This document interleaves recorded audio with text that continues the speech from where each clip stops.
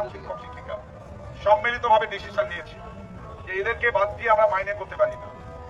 আমাদেরকে যা আসে আসুক, যাদের এতদিন একসঙ্গে বেতন ভাগ করে নিতাম, সুপ্রিম কোর্টের অর্ডার আছে, কন্টেম্পটের চোখ রাঙানি আছে।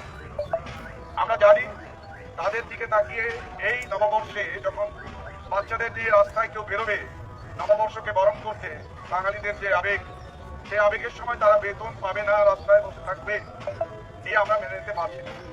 আমরা তাই জেলা বিদ্যালয় পরিদর্শকদের জানিয়েছি টাইম দিন, সময় দিন, বেতন যখন আমারও যাবে ওদেরও যাওয়া উচিত।